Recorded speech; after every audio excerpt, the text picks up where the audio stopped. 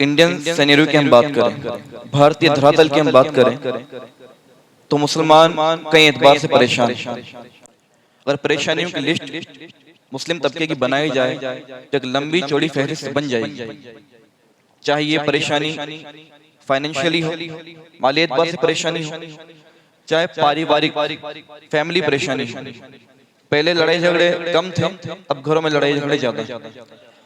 चाहे ये परेशानी लाइल्मी की हो, लिटरेशन की हो, जहालत की हो, चाहे ये परेशानी पॉलिटिकल हो, परेशानियों की लिस्ट बड़ी लंबी है और इन परेशानियों का हल वो भी बहुत ज्यादा है। ऐसा नहीं कि हल नहीं। हम उस मजहब से ताल्लुक रखते हैं जिस मजहब ने हमारी हर मोड़ पर रहनुमाई फरमाई। हर परेशानी का एक एक नहीं बल्कि कई कई हल मौजूद है। मामला ये है कि हम उस हल तक पहुंच पाते हैं या नहीं पहुंच पाते। आज जिस परेशानी पे मैं आपसे गुफ्तगू कर रहा हूँ वो है इस्लामिक कल्चर। हमारा इस्लामिक आदाब जो है, जिसे हम आसान लहजे में अगर कहें तो संस्कार, इस्लामिक जो संस्कार है वो इस्लामिक कल्चर हमारे नौजवानों से बड़ी प्लानिंग के साथ, बड़ी चालाकी के साथ आहिस्ता आहिस्ता दूर किया जा रहा है। हम सिर्फ इतना सोच रहे हैं कि फला शहर में रहने वाली बच्ची आज मुर्तद हो गई, हमें टेंशन हो रही है, हम तकलीफ में हैं, हम दांत पीस रहे हैं, हम दुआएं कर रहे हैं। हम ये नहीं सोच रहे कि वो एक तो मुर्तद हो गई, लेकिन हजारों मुर्तद होने की लिस्ट में खड़ी हुई है। उस एक की हम टेंशन कर रहे हैं जो चली गई है छोड़कर। अब चाहे मामला जो रहे उसके पीछे वो आप समझ रहे हैं क्या मामला, चाहे मामला जो हो वो चली गई, लेकिन बड़ी तादाद में बच्चियां हैं जो उस रास्ते पे लग चुकी है कि आज नहीं तो कल वो चली जाएगी। अच्छा, अगर नहीं भी जाएंगी तो वो ऐसी मुसलमान खातून बनकर जिंदगी गुजारेगी जिनका ना इस्लाम से कोई लेना देना है, ना अल्लाह के रसूल के फरामीन से कोई लेना देना, जिसे हम कहेंगे नाम निहाद मुसलमान, सिर्फ नाम के मुसलमान होना। और जो दुश्मनी इस्लाम ताकतें हैं वो ऐसा नहीं कि आपसे चाह रही हो कि आप कन्वर्ट होकर इस्लाम को छोड़ दें, नहीं। उनकी आपसे जो बात है वो सिर्फ इतनी है कि हम भले अपना मुसलमान कहें लेकिन हमारा इस्लामिक कल्चर हम छोड़ दें, हम दाढ़ियां रखना छोड़ दें, हम इस्लामिक लिबास छोड़ दें, हमारी शादियां उनके जैसी होने लग जाएं, हमारा कल्चर शादियों से निकल जाए, घरों से निकल जाए, हमारी औरतों के बुर्के उतर जाए। फिर चाहे हम मुसलमान खुद को कहें, उनको कोई मसला नहीं, मसला कल्चर पे है। वो हमारा कल्चर हमने छीनना चाहते हैं और बड़ी खुशी खुशी हम उनकी मदद भी कर रहे हैं। मदद किस तरह कर रहे हैं, मैं कुछ डाटा आपके सामने पेश करता हूं ताकि बात ऐसी ना हो ना कि वो हवाबाजी बात हो गई और सिर्फ वो आए और बोल के चले गए। दिल्ली में एक इंस्टीट्यूट है CSDS, centre for the study of developing societies. ये इंस्टीट्यूट क्या करता है, इलेक्शन पर, रिलीजन पर, धर्मों पर, अलग अलग कैटेगरीज पर ये सर्वे करवाता है। इसने 18 स्टेट्स में 18 राज्यों में सन 2016 में सर्वे करवाया कि कितने नौजवान मुसलमान, कितने मुसलमान इस्लामिक कल्चर के करीब हैं और कितने दूर हैं। अच्छा, प्रोसेस क्या होती है, प्रोसेस इनकी ये होती है कि उस स्टेट में जाएंगे और हजारों की तादाद में नौजवानों को लिस्टेड करेंगे, उनसे बाकायदा इंटरव्यू करके उनसे पूछेंगे सवाल, उनके जवाबात को दर्ज करेंगे और फिर डाटा बनाएंगे। तो इन्होंने 18 साल से लेकर 34 साल की उम्र के लोगों को जमा किया, जिनको हम कह सकते हैं बाकायदा नौजवान। कितनी स्टेट में, 18 स्टेट्स में। कब 2016 में। इन्होंने उनसे पूछा कि नमाजों का क्या मामला था, आप नमाजी हैं या नहीं। तो उनके सवालों का जवाब जो निकल कर आया, इंडियन लेवल की बात कर रहा हूं मैं, 97% नौजवान वो थे जिन्होंने कहा कि हम नमाज पढ़ते हैं। 2016 में 97% नौजवान तबके ने कबूल किया कि हम नमाज पढ़ते हैं। फिर ये सर्वे इन्होंने दोबारा करवाया 2021 में। आपको जानकर हैरत होगी, सर्वे वही इंस्टीट्यूट करवा रहा है, प्रोसेस सेम है, 5 साल बाद सर्वे हो रहा है। अच्छा, ये सर्वे कब हो रहा है, जब कोरोना की महामारी, जब मुसलमान खुशी खुशी भी और मजबूरी में भी अल्लाह के करीब हो रहा है। कोई रास्ता नहीं था, दिल में खौफ तारी था कब मौत आ जाए, ना चाहते हुए बंदा दीनदार बन रहा था, माहौल इस तरह बन गया था। उस वक्त में जब इन्होंने सर्वे करवाया तो 2016 में 97 नौजवान ने कबूल किया कि हम नमाज पढ़ते हैं और 2021 में 86 मुसलमान नौजवानों ने कबूल किया। यानी 5 सालों में 11% नौजवान इस्लामिक कल्चर से दूर हट गए। सिर्फ 5 सालों में 11%। इसे हम अपनी खामा ख्याली और खुशी में चलो यूं मान लेते हैं गलत डाटा है। इंस्टीट्यूट से इसे सर्वे नहीं करवा पाया, 5% तो मानना पड़ेगा ना। ये तो मानना पड़ेगा कि ठीक है 11% ना सही, 5% तो गए हमसे दूर। अच्छा, जब इस पे सर्वे किया गया कि कौन लोग हैं, तो मालूम ये चला कि 11% वो यूथ और नौजवान थे, इसमें बच्चे और बच्चियां दोनों शामिल है, वो थे जो ज्यादा पढ़े लिखे थे, ग्रेजुएट्स थे, जो मॉडर्न एजुकेशन के ज्यादा करीब थे। ये दौर चल रहा है शक वाला। जब हमारा बच्चा या बच्ची स्कूल कॉलेजेस में जाते हैं तो उनके दिमाग में शक डाला जाता है। कोई ये नहीं कहेगा पकड़ के कि आप इस्लाम छोड़ दो, सिर्फ इतना कह देगा यार आपके मजहब में ट्रिपल तलाक का जो कॉन्सेप्ट है वो थोड़ा अजीब है, वो जुल्म सा नजर आता है मजहब में। अब चूंकि उस बंदे ने दीनी तालीम हासिल नहीं की है, वो उस शक के वार का शिकार हो जाता है और आहिस्ता आहिस्ता वो शक उसके ईमान को खा जाता है। फिर ये शक आगे बढ़ता बढ़ता कि क्यों हम कुर्बानी कर रहे हैं, हम बिना वजह माज़अल्लाह रोजे क्यों रख रहे हैं, क्यों हम भूखे रहे हैं, वगैरह वगैरह। यूं करते करते आहिस्ता आहिस्ता ग्रेजुएशन होती चली जाती है, पढ़ाई होती चली जाती है। उस पढ़ाई के साथ साथ वो बंदा या बंदी अपने इस्लामिक कल्चर से दूर हो जाते हैं। और हम समझ रहे हैं कि हमारी बच्ची और हमारा बच्चा चूंकि ईद पर सेवइयां खा रहा है और बकरीद पे गोश्त खा रहा है तो ये मुसलमान है, ये हमारी गलतफहमी है। उसके अंदर वो मोहब्बत इस्लाम नहीं रही जो होनी चाहिए थी। और हमारी आने वाली नस्ल दांव पर है कि इस्लामिक कल्चर हमसे दूर होता जा रहा है। अच्छा, दूसरी एक और इंस्टीट्यूट है नेशनल, ये थी नेशनल लेवल की, ये है इंटरनेशनल।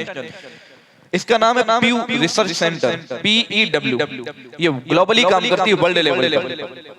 इन्होंने वर्ल्ड लेवल पर रिसर्च करवाई, सर्वे करवाया, तो 91% मुसलमानों ने माना कि हमारी जिंदगी में दीन इस्लाम सबसे ज्यादा अहम तरीन है। 9% तो वो थे जिन्होंने ये नहीं माना, उनकी हम बात कर भी नहीं रहे। जिन्होंने दीन इस्लाम को सर्वे पर ही नहीं रखा, सबसे प्राइमरी नहीं रखा, उनसे हम कलाम ही क्यों करेंगे। 91% मुसलमानों ने कहा कि जनाब ऐसा है, इस्लाम हमारे लिए फर्स्ट ऑफ ऑल है, सबसे ऊपर। उसके बाद नमाजों की जब बात आई, कितने मान रहे हैं इस्लाम सबसे ऊपर है? 91। 66% मुसलमानों ने कहा कि हम नमाज पढ़ते हैं। 66% मुसलमानों अपनी जबान से कबूल किया कि हम नमाज पढ़ते हैं। बाकी जो 35 तो उन्होंने अपने मुंह से कबूल किया कि हम नमाज नहीं पढ़ते हैं। 70% मुसलमानों ने माना कि हम सिर्फ जुमा नमाज पढ़ते हैं। ये तो हम देखते भी है ना, जुमा एक तादाद होती है। तो सामने बात ये आई कि वो 91% मुसलमान जो कह रहे हैं कि हमारे लिए इस्लाम सबसे ऊपर है, उनमें भी सिर्फ 66% वो हैं जो इस्लामिक कल्चर को फॉलो कर रहे हैं। मोहतरम बुजुर्गों, दोस्तों, बात ये है और मसला ये है कि बच्चे मुर्तद हो रही है। ये मसला सिर्फ इतना सा नहीं है, हमें इसकी शुरुआत समझनी होगी। हम बड़ी आसानी से स्कूल, कॉलेजेस और दूसरी संस्थाओं और तंजीमों पे बात डाल देते हैं कि जनाब फला जो लोग हैं वो कोशिश करके प्लानिंग करके हमारी बच्चियां लेकर जा रहे हैं। ठीक है, स्कूल का भी पूरा इसमें किरदार है, कॉलेज का भी पूरा किरदार है और उन लोगों का भी पूरा किरदार है, लेकिन सवाल ये है कि हमारा घर का किरदार नहीं है। आपकी बच्ची के जहन में जो सवाल डाला गया कि पर्दा उसके लिए बोझ है, ये उसके दिल में आसानी के साथ ये सवाल बैठ गया, तो आपका घर क्या उसका जिम्मेदार नहीं है? आपके घर में उसे तरबियत क्यों नहीं दी कि बेटा पर्दा बोझ नहीं बल्कि हमारे लिए नेमत है? आपके घर से उसे तरबियत ये क्यों नहीं मिली कि बेटा ट्रिपल तलाक हमारे लिए कोई जुल्म नहीं है बल्कि अल्लाह के रसूल का फरमान है? आपके घर से उसे ये तरबियत क्यों नहीं मिली कि नमाजों की ये अहमियत है और नमाज पढ़ने की फजीलतें हैं? जब स्कूल कॉलेज में बच्ची बहक गई तब हम रोना रो रहे हैं कि हमारी बच्ची गुमराह हो गई, बहक गई। वही बच्ची आप ही के सामने, आप ही के घर में सोशल मीडिया पर अकाउंट्स बना भी रही है, फिल्में ड्रामे देख भी रही है, और हम इस खामा ख्याली में है कि बच्ची सिर्फ मोबाइल पे सीरियल देख रही है। बच्ची सीरियल नहीं देख रही बल्कि बेहयाई की ट्यूशन ले रही है आप ही के सामने। ये सोसाइटी को किसने बताया कि देवर और भाभी का नाजायज ताल्लुकात कायम किए जा सकते हैं? ये फिल्म ड्रामों ने हमें बताया। ये सोसाइटी को किसने बताया कि जीजा और साली के नाजायज ताल्लुकात कायम हो सकते हैं, रिश्ता हो सकता है? ये फिल्म ड्रामों ने हमें बताया। ये किसने बताया? नौजवानों को कि जब टेंशन हो जाए, कुछ गम हो जाए, कोई छोड़ के चला जाए तो शराब की बोतल हाथ में उठा लो। ये फिल्मों और ड्रामों ने हमें बताया। हमारा बच्चा और बच्ची हमारे ही सामने बेहयाई की और इस्लामिक कल्चर से दूर होने की ट्यूशन ले रही है, और हम इस गलतफहमी में हैं कि बच्ची बाजार जाती है तो हिजाब लगा कर जाती है। हजरत हमारी आज वो हिजाब लगा रही है, लेकिन आने वाले 10 साल बाद उसके हिजाब का हाल क्या होगा और उसका हाल क्या होगा आप आसानी से अंदाजा लगा सकते हैं। इस अंदाजे को और दिन में जमाने के लिए मैं आपको एक और बात दस करता हूँ। जितनी भी मुसलमान लड़कियां सोशल मीडिया पर एक्टिव हैं, टिकटॉक पर हो, इंस्टाग्राम पर हो, फेसबुक पर हो या यूट्यूब पर हो, जितनी भी मुसलमान बच्चियां इंस्टाग्राम, ट्विटर वगैरह, टिकटॉक वगैरह पे एक्टिव है, आप अगर मालूमात लेंगे इंटरनेट पर जाकर तो मालूम चलेगा कि ज्यादातर वो है जिन्होंने बचपन में कुरान पाक पढ़ा है। ये वही बच्चियां हैं जो आज बरहाना नाच रही है, जो अपने बचपन में हिजाब लगाकर कुरान पाक छाती से लगाकर इमाम साहब से पढ़ने मोहल्ले की मस्जिद में जाया करती थी। वजह क्या कि हमारी मुस्लिम सोसाइटी चाहे जिस कदर गुनाहों में मुलविस हो जाए, अल्लाह का फजल यह है कि आज भी हम अपने बच्चों को कुरान पाक सिखाने की कोशिश करते हैं। यही वजह है हर मस्जिद में कुरान पाक सिखाया जाता है। लेकिन हम यहाँ चूक गए। किस तरह चूक गए कि सिर्फ कुरान पाक का नाजरा सिखा देना, 1 से 30 तक के पारे पढ़वा देना और कुछ दुआएं बच्चे को याद करा देना। अगर हम ये सोच रहे हैं कि अब बच्ची बच जाएगी, ये गलत है। क्योंकि सिर्फ कुरान पढ़ना आ जाना उसके दिल में पैदा होने वाले शक जो कॉलेज स्कूल में पैदा होंगे उनका जवाब नहीं दे पाएगा। बाकायदा हमें उसको मॉरल वैल्यूज देनी होगी, हमें सही मायने में इस्लामिक कल्चर उसके दिल में डालना होगा। अगर आपने कहा अपनी बेटी को कि बेटा पर्दा करना है, तो हो सकता है कि बाद में पर्दा छोड़ दे, कॉलेज जाने के बाद पर्दा खोल दे, आप नहीं देख रहे। अगर भाई ने बहन को कहा कि बहन आपको पर्दा करके रहना है, आपको हया में रहना है, बहुत मुमकिन है कि भाई के सामने बहन हयादार बन के रहे, भाई की गैर मौजूदगी में वो बेपर्दा हो जाए। शोहर ने कहा बीवी से कि आपको पर्दादारी को निभाना है, तो बहुत मुमकिन है कि ससुराल में शोहर के सामने पर्दादारी निभाए और मई की मजा की पर्दादारी ना निभाए। लेकिन अगर आपने अपनी बच्ची, अपनी बहन, अपनी बीवी के दिल में सैयदा कायनात की तालीमात को डाल दिया, तो सैयदा कायनात की मोहब्बत उसे बेपर्दा होने से रोक लेगी। आपका जोर उसे नहीं रोक सकता ज्यादा दिन तक, लेकिन सैयदा कायनात रज़ियल्लाहु तआला की मोहब्बत अगर हमने उनके दिल में डाल दी और सही मायने में उसे तालीम दे दी, जिस तालीम के लिए इमाम हुसैन ने करबला में अपना खून बहाया था, जिस तालीम के लिए गौसे आजम रज़ियल्लाहु तआला कई सालों तक जंगलों में घूमते रहे अल्लाह की याद में, जिस तालीम के लिए गरीब नवाज अलैहि रहमान ने अजमेर में बैठकर सूखी टुकड़े रोटी में पानी में गला गला कर खाए रोटी के, उस तालीम को अगर हमने अपने बच्चों के दिल में डाल दिया तो बहुत मुमकिन है कि हमारे बच्चे गुमराह होने से और बहकने से बच जाएं। वरना अगर हम इस खामा ख्याली में हैं कि जनाब हमारे बच्चे ने कुरान सीख लिया, अब we have to don't worry, हमें परवाह करने की जरूरत नहीं है, आप समझदार नहीं है। अब सॉल्यूशन की तरफ आए, ये थी परेशानियां। तो सवाल ही पैदा होता है कि डीपली नॉलेज अगर हम अपने बच्चे और बच्चे को दें तो मैं अच्छी तरह समझ सकता हूँ ऐसा तो नहीं होगा कि हर घर में हर बाप अपने बेटा और बेटी को आलिम और आलिमा बना दे, होना तो यही चाहिए। लेकिन अपन प्रैक्टिकल बात करते हैं, दैट इज नॉट पॉसिबल कि हर बच्चा और बच्चे आलिम और आलिमा बन जाए, ठीक है, लेकिन कम से कम हम उसे फर्ज उलूम, जो नेसेसरी नॉलेज, जो कंपलसरी नॉलेज इस्लामिक, वो तो दे सकते हैं, वो तो दे सकते हैं ना। सवाल ये पैदा होता है कैसे दें।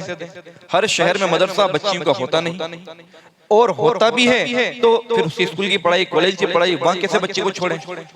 तो आप ये जान लें, अगर नहीं जानते हो, फर्ज उलूम सीखने में कोई 2, 4, 5 साल नहीं चाहिए, मुश्किल से मुश्किल 1 साल।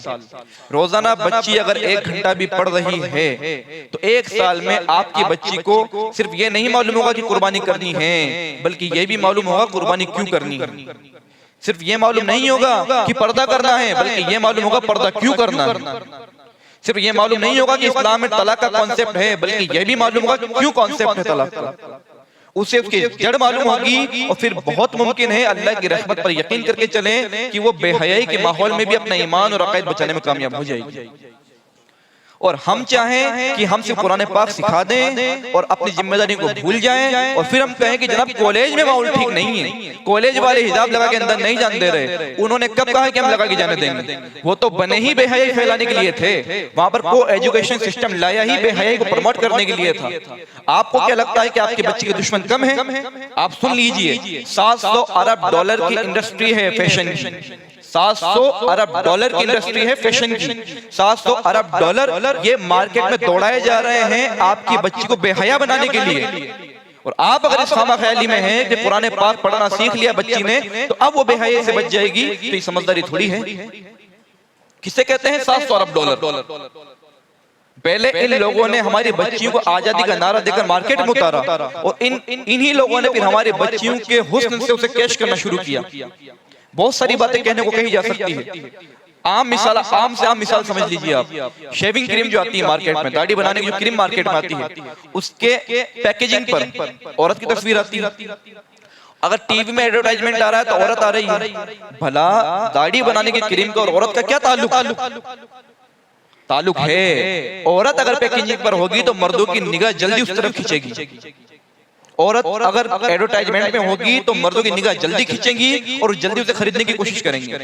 हम ये औरतें जिनको आजादी का नाम लेकर बाहर निकाला गया है, आजादी नहीं है, असल में इनको कैश करना मकसद है, इनके हुस्न से फायदा उठाना मकसद है। यही वजह है कि आप रिसेप्शन पे जाएं होटल में तो वहां औरत, काउंटर पे जाएं तो वहां औरत, हर जगह औरत ही औरत, हत्ता कि मीडिया प्लेटफॉर्म पे जाएं तो वहां औरत, ताकि बंदा बच ना सके और ना चाहते हुए भी उनकी स्कीम का वो फॉलोअर हो जाए। मोहतरम प्यारे इस्लामी भाई, निचोड़िए है कि हमें सॉल्यूशन की तरफ आना होगा और सॉल्यूशन यही है कि हम अपने बच्चे और बच्ची को बाकायदा फर्ज उलूम कोर्स करवाएं, बाकायदा इस्लामिक कल्चर उनको दें, वरना जिस कल्चर को बचाने के लिए इमाम हुसैन ने अपना खानदान शहीद करवाया था, हम उनको मुंह नहीं दिखा पाएंगे। आप और मैं अब अपने घरों में झांक कर देखें ना तो हमारे घर की शादियां वैसी नहीं है जैसे अल्लाह के रसूल चाहते हैं, हमारा लिबास वैसा नहीं है जैसा अल्लाह के रसूल चाहते हैं, हमारा बोलना उठना बैठना, हमारे फैमिली का रहन सहन वैसा नहीं है जैसा अल्लाह के रसूल चाहते हैं। हम अपने इस्लामिक कल्चर से कितने दूर होते जा रहे हैं और हम इस बेवकूफी में जी रहे हैं कि जनाब यहाँ से 300 किलोमीटर दूर एक बच्ची मुर्तद हो गई तो कोई बात नहीं, उसकी बदनसीबी है, वो एक बच्ची मुर्तद तो हो गई, लेकिन ना जाने हजारों बच्चियां कितनी ऐसी है जो दिल में मुर्तद होने की प्लानिंग किए बैठी है क्योंकि इस्लामिक कल्चर उनके दिल में मोहब्बत नहीं रखता। तो बात समझ में आई कि इस्लामिक कल्चर हमें अपने बच्चों में डालना होगा। अल्लाह के रसूल सल्लल्लाहु अलैहि वसल्लम ने इरशाद फरमाया, हदीस पाक का मफहूम है कि तुम में से हर शख्स जिम्मेदार है, तुम में से हर शख्स जिम्मेदार है और तुमसे तुम्हारी जिम्मेदारियों के बारे में पूछा जाएगा। ऐसा नहीं कि बच्ची पैदा हो गई, हमने लड्डू जलेबी बांट दी, हमने हक अदा कर दिया। ऐसा नहीं है बच्चा पैदा हुआ जनाब हम अच्छा कपड़ा पहनाते हैं, हम पढ़ाई के लिए बच्चे के लिए कर्जा ले लेकर पढ़ा रहे हैं बच्चे को। क्या सिर्फ इतना ही माँ बाप का फर्ज था? क्या अच्छा कपड़ा पहनाना और महंगी स्कूल में पढ़ाना यही माँ बाप का फर्ज था? ये बेटी को कौन सिखाएगा कि बेटी कपड़े पाक करने का तरीका क्या है? ये बेटी को कौन सिखाएगा कि बेटी वित्र की नमाज में और मगरिब की नमाज में दुआ कुनूत का फर्क होता है? ये कौन सिखाएगा? इसे सिखाने की जिम्मेदारी किसकी है? हमने ये समझ लिया कि बेटी की हर ख्वाहिश मैं पूरी करता हूँ और बेटी मुझे अब्बा अब्बा कहकर बड़ी मोहब्बत में सामने इज़हार करती है क्योंकि मैं अपनी बेटी का फेवरेट हूँ, क्योंकि मैं अपने बेटी के लिए कुल दुनिया हूँ, मैं बहुत अच्छा बाप हो गया। आपकी बेटी की नजर में आप अच्छे बाप है नहीं ये मायने नहीं रखता, अल्लाह उसके रसूल की नजर में आप अच्छे बाप है या नहीं ये मायने रखता है, अल्लाह उसके रसूल की नजर में आप कामयाब है या नहीं ये मायने रखता है।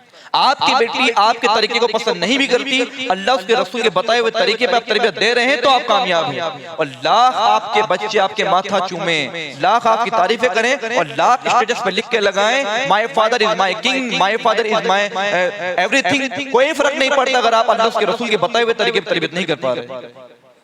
आपको समझना होगा कि आप जिम्मेदारी के साथ दुनिया में आए हैं और आपसे पूछा जाएगा। आज अगर मैं यहाँ पर बोल रहा हूँ तो क़यामत में मुझे जवाब देना होगा जो मैंने बोला उस बात का। आप यहाँ सुन रहे हैं तो आपको सुनने का जवाब देना होगा। ये इस्लाम है जनाब, इतना आसान नहीं है। हमने क्या है नेमतों को हल्के में ले लिया। इस्लाम का सीधा सीधा उसूल है, नेमतों की कद्र की जाएगी तो उनमें इजाफा किया जाएगा, नेमतों की कद्र नहीं की जाएगी तो छीन ली जाएगी। यही हमारे साथ हो रहा है। हम सिर्फ नारों से जंग जीतना चाहते हैं, हम सिर्फ व्हाट्सएप स्टेटस से जंग जीतना चाहते हैं। हमने जनाब फलां स्टेटस को शेयर कर दिया, हमने समझ लिया कि गाजा हमने फतह कर लिया, हमने फिलिस्तीन आजाद करा दिया। इतना आसान थोड़ी था। करने वाला काम तो ये था कि हम अपनी नस्लों को सिखा दें इस्लामिक कल्चर क्या है। आप नहीं देखते कि बहुत से लोगों के लिए इजरायली प्रोडक्ट का बाइकआउट करना बहुत अहम तरीन है। वो प्यासे मरने को तैयार है लेकिन उनके प्रोडक्ट को पीने के लिए तैयार नहीं है। लेकिन इसी मुआशरे में वो भी लोग मौजूद है जो कहते नजर आएंगे यार क्या हो जाएगा तो आपके बाइकआउट करने से। ये हल्की बात नहीं है। ऐसा क्या हुआ कि इनके दिल में वो मोहब्बत नहीं रही दीन इस्लाम की? ऐसा क्या हुआ कि ये 2 रुपए की बोतल का बाइकआउट करने के लिए तैयार नहीं है? बात ये नहीं है कि बाइकआउट कर रहे हैं कि नहीं कर रहे, जड़ पे जाइए। बात ये है कि ऐसा क्यों हुआ? क्यों हुआ? क्योंकि जिस कल्चर में वो पढ़ाई कर रहे हैं, जिस कल्चर में उनका उठना बैठना है, वहां पर उनको सिखाया ही यही जा रहा है इनडायरेक्टली। ए मेरे प्यारे भाई, आपसे पुरजोर गुजारिश है, अपने घर पर फोकस कीजिए, अपने बच्चों पर फोकस कीजिए, वरना आप तो मुस्तफा जाने रहमत पे लाखों सलाम कहते कहते दुनिया से चले जाएंगे। इसकी कोई गारंटी नहीं कि आपका पोता भी आपकी कब्र पे आपके फातिहा पढ़ेगा या नहीं। और ये अभी भी देखने को मिल रहा है मार्केट में। पोता कह रहा है कि मेरा बाप चूंकि मिलाद करता था वो तो मुशरिक था, और हम इस हल्के में लिए बैठे। ये वक्त है, ये लगातार चलेगा, और वक्त किसी की परवाह नहीं करता। समझदार आदमी वो है जो वक्त की परवाह करता। 2021 के सर्वे ने बता दिया कि 11% नौजवान दूर हुए हैं इस्लामिक कल्चर से। आज 2026 में सर्वे 5 साल बाद फिर हो और होगा, और आप देखिएगा इसकी वेबसाइट पर जाकर फिर कुछ ना कुछ कमी आ जाएगी। हमें अपने बच्चों को बचाना होगा। मैं ये नहीं कहना चाह रहा है कि अपने बच्चों को आप स्कूल कॉलेजेस ना भेजें। बात सिर्फ इतनी है, आपको जो पढ़ाना है आप पढ़ाएं। आप MBBS कराना चाहते हैं आप कराएं, लेकिन कम से कम उसको इस्लामिक जो मॉरल वैल्यूज है वो सिखा दें, इस्लामिक जो नेसेसरी इल्म है वो सिखा दें। सिर्फ कुरान सिखाने से काम नहीं चलेगा। अच्छा, इसके लिए क्या करें? जरिया क्या है? बहुत सारे जरिए मौजूद है अल्लाह के फजल करम से। तंजीमों की शक्ल में लोग काम कर रहे हैं, इनफरादी लोग काम कर रहे हैं। असल में जो ये डिजिटल जो दौर आया है ना, हमारे लिए नेमत है बहुत बड़ी। इसके नुकसान तो सामने है ही, इसके फायदे बहुत बड़े हैं। 4 मिनट मेरे पास से, 4 मिनट में 2-3 फायदा आपको अर्ज करता हूँ। AI और डिजिटल का फायदा हम अपनी इस जो हमें जरूरत है इल्म सिखाने में कैसे काम में ले सकते हैं। लास्ट की रिपोर्ट कहती है, 1 महीने पहले का न्यूज़पेपर आप उठाएं तो रिपोर्ट कहती है कि इंडिया में अमेज़न, माइक्रोसॉफ्ट कंपनीज ने सबसे ज्यादा इन्वेस्टमेंट किया इंडिया में AI फील्ड के अंदर। और साफ हेडिंग ये थी कि आने वाले कुछ सालों में भारत AI हब बनेगा। AI हब बनेगा, AI ग्रो करेगा, AI के मार्केट उठेंगे। अब समझदार आदमी कौन है? अगर यहाँ से कहा जाए कि 100% सोना कल डबल हो जाएगा, सोना डबल महंगा हो जाएगा कल, समझदार आदमी क्या करेगा? खरीदेगा ना सोना। समझदार आदमी ये करेगा, मैं भी खरीद लूंगा, आप भी खरीद लेंगे अगर हम समझदार है तो। अगर डाटा ये कह रहा है कि इंडिया में AI फील्ड ग्रो करेगा, तो समझदार आदमी वो है जो अपने बच्चे को डिग्री करा रहा है, वो करा रहा है अपनी जगह, जो भी कराना है आप कराइए, साथ में AI के डिप्लोमास और कोर्सेज भी करा दीजिए, ताकि जब मार्केट बने हमारा बच्चा डिग्री पूरी हो या ना हो, उस डिप्लोमा और उस कोर्सेज के बिहाफ पर ठीक ठाक सेटल हो सके लाइफ में और फाइनेंशियली प्रॉब्लम को दूर कर सके। एक ये चीज। दूसरा फायदा ये, हमारा मसला क्या है कि अगर मैं मेरे बच्चे को दीन सिखाना चाहता हूँ, लेकिन जाहिर सी बात है मैं बाहर नहीं भेज सकता, मदरसा बहुत दूर है, मुझे डर है, मैं नहीं भेजना चाहता दूसरे शहर में। डिजिटल होने की वजह से फायदा ये मिला कि ऑनलाइन तालीम का सिस्टम मार्केट में आ गया। आज 49% ऐसी इदारे हैं, यूनिवर्सिटीज हैं जो अपने कोर्सेज ऑनलाइन ला चुकी हैं। तो हम क्यों पीछे रहे? अल्लाह के फजल करम से जो हमारे इसमें रहबर है तहरीक के मुफ्ती खालिद अय्यूब मिसबाही, जो भी कुछ दिनों पहले आके गए थे, उन्होंने इस चीज को भांपा। जब लोग रो रहे थे ना कि बच्चियों के बुरके उतर रहे हैं, हिजाब के साथ एंट्री नहीं मिल रही, उस वक्त उन्होंने इस चीज को भांप लिया और उसी वक्त 2019 में शुरू किया, सिर्फ 17 बच्चियों से।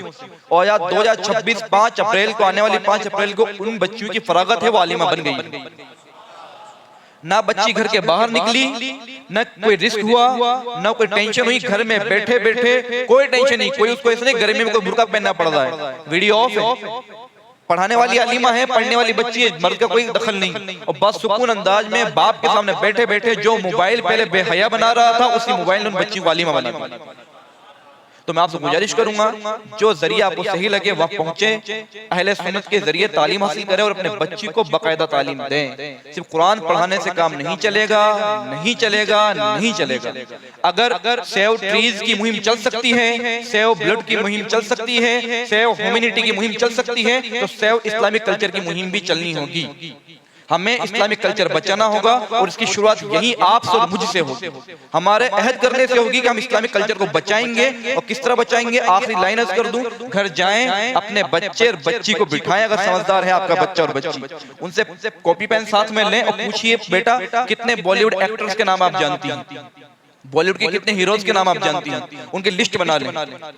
पूछिए बेटा कितने क्रिकेटर्स के नाम आप जानते हैं, लिस्ट बना लें। पूछिए बेटा कितने सिंगर्स के नाम आप जानते हैं, लिस्ट बना लें। इन 3 लिस्ट को एक तरफ रखें, फिर पूछिए कि बेटा कितने नबियों के नाम आप जानते हैं, कितने सहाबाओं के नाम आप जानते हैं, कितने औलिया किराम के नाम आप जानते हैं। 3 लिस्ट ये है और 3 लिस्ट ये है। ये फर्क आपको आपकी तरबियत बताएगा, ये फर्क बता देगा कि आपने क्या हासिल किया है, ये फर्क बता देगा कि महशर के दिन क्या होने वाला है। अगर हम अपने बच्चों को आप ये कह सकते हैं कि मैंने नहीं सिखाया, तो आपने नहीं सिखाया तो आपने ये भी तो नहीं सिखाया, ये सिखाना था ना। अल्लाह करे कि बात दिल में उतर जाए और हम ज़बानी बातों से ज्यादा प्रैक्टिकल बात करने की कोशिश करने वाले बन जाए। अल्लाह पाक हमें शऊर अता फरमाए और हमें इस्लामिक कल्चर को फॉलो करने, इसको फरोग देने, इसको बचाने की तौफीक अता फरमाए। ला इलाहा इल्लल्लाह मुहम्मद रसूलुल्लाह सल्लल्लाहु तआला अलैहि व आलिहि वसल्लम।